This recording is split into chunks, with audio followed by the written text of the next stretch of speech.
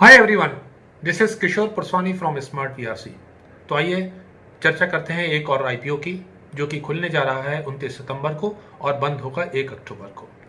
जी हाँ, कंपनी का नाम है Aditya Birla sun life AMC. And let us see what is this company doing.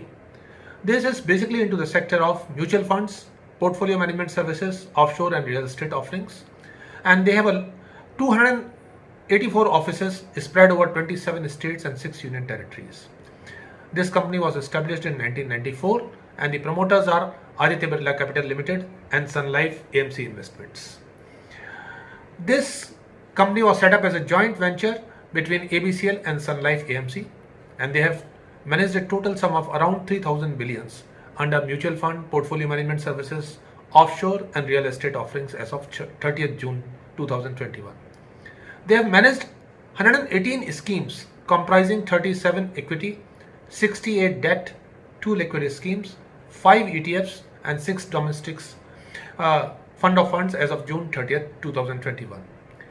Their monthly average assets under management from institutional investors was around 1500 billion as of June 30th, and so it is fourth largest amongst its peers according to CRISIL.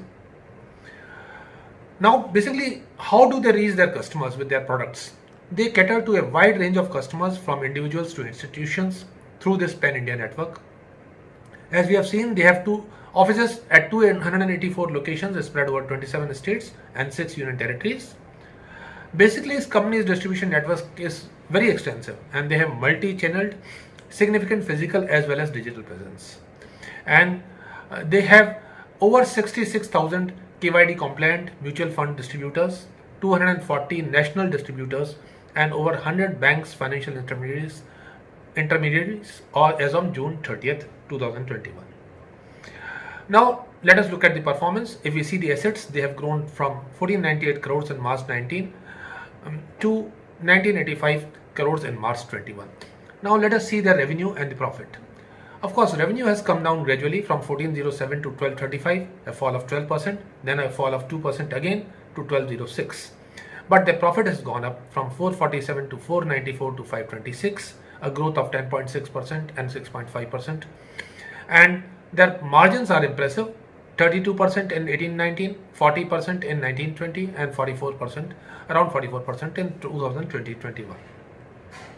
If we look at the other parameters, their average EPS is of last 3 years is 17.44, average return on net worth is 34, EPS for financial year 21 is 18.27, and equity, if we consider as on 30th June, is 1440 crores.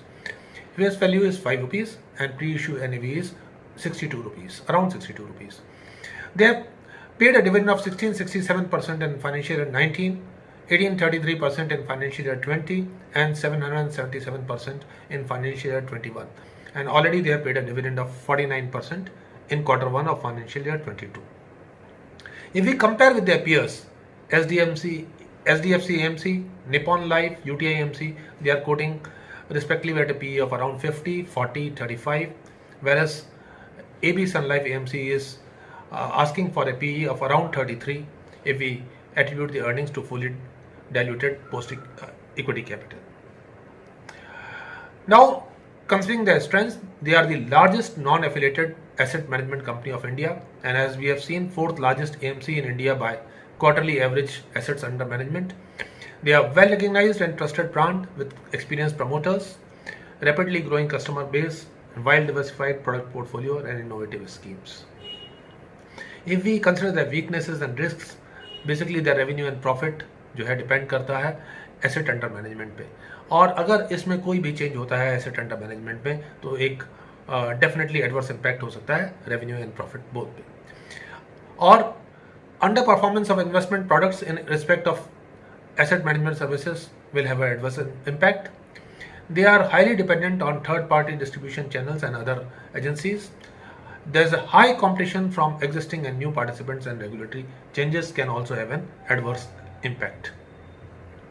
If we talk about the parameters, the issue highlights, as we discussed, the issue will open on September 29th, will close on October 1st, listing on 11th, face value 5 rupees, bandwidth 695 to 712, minimum order quantity 20 shares, maximum 280, that is 14 lots, Issue size is 100% is OFS, around 2768 crores.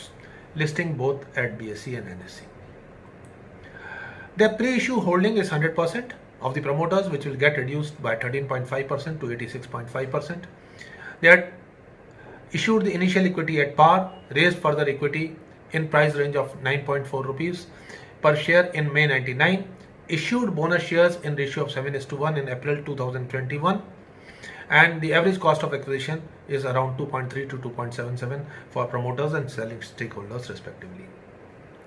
The objects of the issue, since it's 100% OFS, one of the objectives is the benefit to achieve the benefits of listing the equity shares on the stock exchanges and carry out the offer of sale.